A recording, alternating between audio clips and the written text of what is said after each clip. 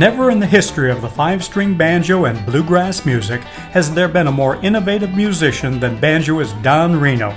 Burning with creativity and never satisfied with the status quo, Reno invented a new style of banjo playing which literally redefined the instrument's role and set new musical standards for generations of banjoists yet to come. During a distinguished career as a multi-instrumentalist, vocalist, composer, and showman, Don Reno, simply put, changed the course of bluegrass and country music history. Born in Buffalo, South Carolina, Don Reno grew up at a farm in nearby Haywood County, North Carolina.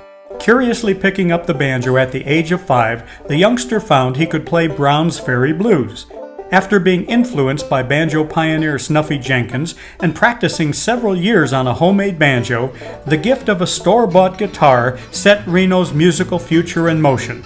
Possessing instinctive, albeit eclectic musical taste, Reno injected elements of jazz and blues into both his banjo and guitar playing, and while still in his teens, was appearing on local radio as a member of the Morris Brothers.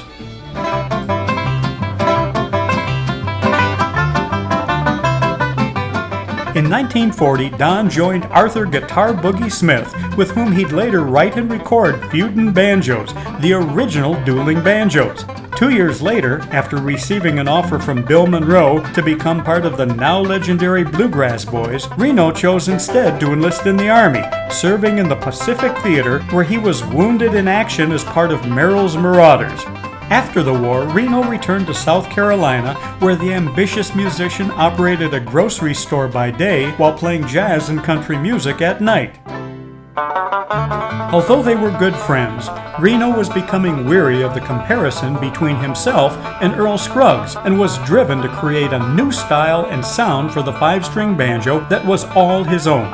Incorporating unheard-of techniques such as double stops, double-time picking, and triple pull-offs, Reno developed an exciting single-string style approach to the instrument, which allowed him to play scales and complicated fiddle tunes note for note, and a new way to play the five-string banjo was born. After hearing that Earl Scruggs had left the Bluegrass Boys in 1948, Reno tracked Monroe down in Taylorville, North Carolina, and without invitation, joined the band on stage in the middle of their performance. He remained with the Bluegrass Boys until the following year, when a recurrence of his service-related malaria forced him to return again to South Carolina.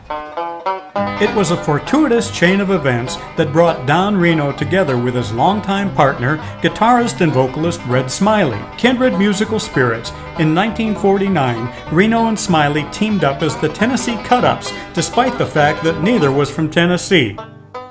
After recording 16 milestone tracks for King Records in 1952, the duo disbanded briefly, only to regroup and become the most popular country group in the Southeast and Mid-Atlantic regions for the next decade. There'll be no detours in heaven, no rough roads along the way. After Smiley's retirement in 1965, Reno briefly teamed with fiddler Benny Martin before enlisting guitarist Bill Harrell to start a new chapter in the Tennessee Cut-Ups history, which ultimately included Reno's sons Ronnie, Dale, and Don Wayne.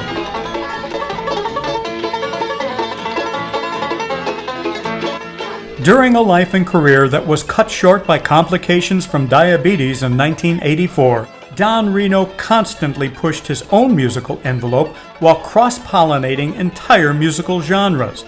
He wrote over 500 songs, introduced a banjo anthem, and reinvented the way the world plays and listens to the five-string banjo. Although his regional fame resulted in an underappreciation of his contributions to both country and bluegrass music during his lifetime, as each new generation discovers his music, the genius which was Don Reno lives on.